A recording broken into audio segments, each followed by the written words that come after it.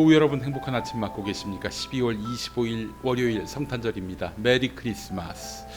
자, 오늘 요한복음 1장 6절에서 18절까지 말씀을 본문으로 참빛에 온전히 스며드는 삶, 이런 제목으로 함께 은혜 나누겠습니다.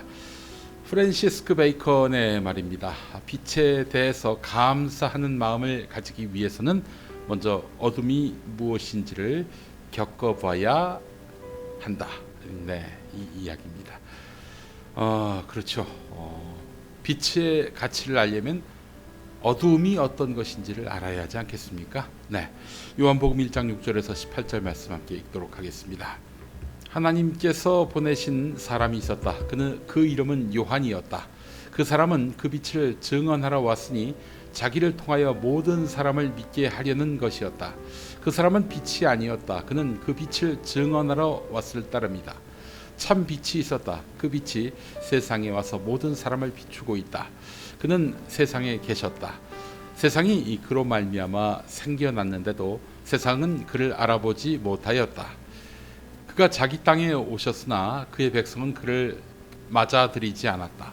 그러나 그를 맞아들이는 사람들, 곧 그 이름을 믿는 사람들에게는 하나님의 자녀가 되는 특권을 주셨다. 이들은 혈통에서나 육정에서나 사람의 뜻에서 나지 아니하고 하나님에게서 났다. 그 말씀은 육신이 되어 우리 가운데 사셨다. 우리는 그의 영광을 보았다.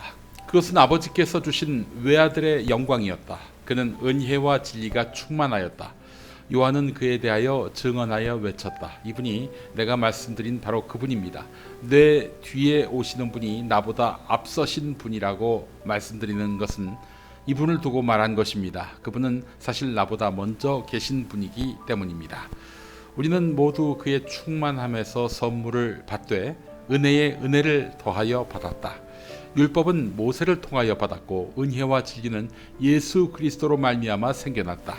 일찍이 하나님을 본 사람은 아무도 없다. 아버지의 품속에 계신 외아들이신 하나님께서 하나님을 알려주셨다. 네, 오늘은 성탄절입니다. 요한복음에는 예수님 탄생과 관련한 구체적인 이야기는 없지만 빛이신 예수님을 증언합니다. 사실 동방박사들이 먼 길을 여행할 수 있었던 힘은 바로 별빛 때문이었습니다. 요한복음에서 우리는 아주 위대한 말씀을 만나지요. 어둠은 빛을 이길 수 없다. 근데 우리 개역 성경에는 그런 말이 보이지 않습니다. 근데 5절에 있습니다. 빛이 어둠에 빛이 돼 어둠이 깨닫지 못하더라. 이렇게 되어 있습니다. 이게 무슨 말일까? 사실 좀 헷갈리긴 합니다. 그런데 공동 번역 성경을 보면 어둠이 빛을 이겨본 적이 없다. 이렇게 되어 있습니다. 제가 이 개역 성경과 공동 번역 성경의 차이를 어떻게 알게 됐느냐? 이명박 정권 때 이명박 씨가 광우병 촛불 이후 반격에 나선다고 국민에게 물대포를 쏘고 언론을 장악하고 그랬단 말이죠.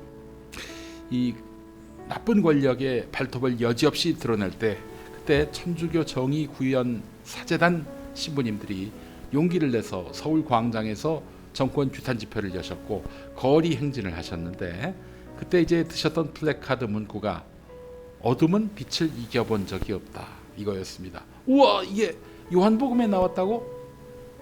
그래서 제가 요한복음을 뒤져봤는데 개역 성경으로 봤더니 이게 무슨 말인가 하는 애매모호한 빛이 어둠에 빛이 돼 어둠이 깨닫지 못하더라, 이렇게만 나와 있는 거예요. 더 뒤져보니까 어둠이 빛을 이겨본 적이 없다, 이렇게 나와 있는 겁니다.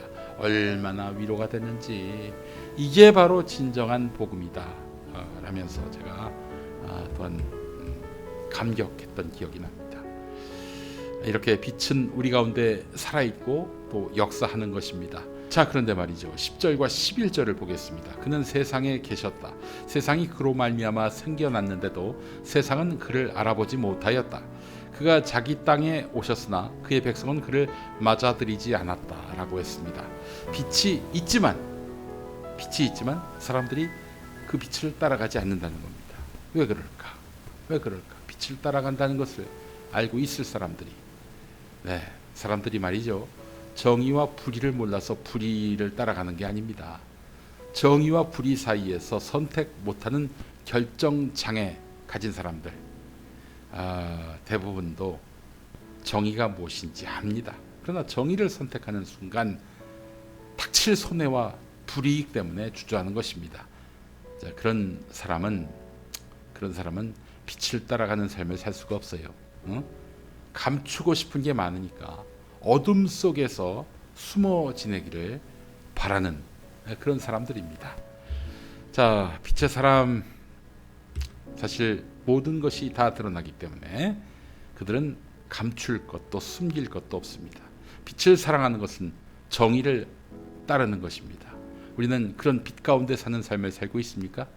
세월호 참사 진상 규명을 위해 쓰는 가족을 위해서 민중가요 작곡가 윤민석 씨가 쓴 노래가 있습니다. 어둠은 빛을 이길 수 없다, 이 노래입니다. 이따 들으실 텐데 그 자신도 그리스도인인 윤민석 씨의 노래는 촛불혁명의 도화선이 됐습니다. 지금은 그 시대가 빛이 퇴색되고 잠시 어두움이 득세를 하는 것 같지만은 다시 빛이 이기는 날이 올 것입니다. 예수 그리스도가 살아계신대요. 자, 아기 예수님 탄생하신 날 빛을 갈망해 봅니다. 함께 기도하시죠. 하나님, 어두운 세상에 참 빛으로 오셔서 우리의 구원자가 되신 예수 그리스도의 은혜를 찬양합니다. 어둠이 빛을 이기지 못한다는 진리를 깨닫고 용기를 내서 성령에 의지하여 일상 속에서 정의와 공의를 실천하는 하나님의 자녀로 살아가게 하옵소서. 예수 그리스도의 이름으로 기도합니다. 아멘. 네, 오늘 노래는 말씀드린 대로 윤민석 씨가 만든 노래 어둠은 빛을 이길 수 없다, 함께 하시겠습니다. 한국기독교장로회 총회교육국이 만드는 말씀과 삶으로 매일 아침 새벽 성서 읽기 진행하고 있습니다. 12월 26일 화요일에 다시 오겠습니다.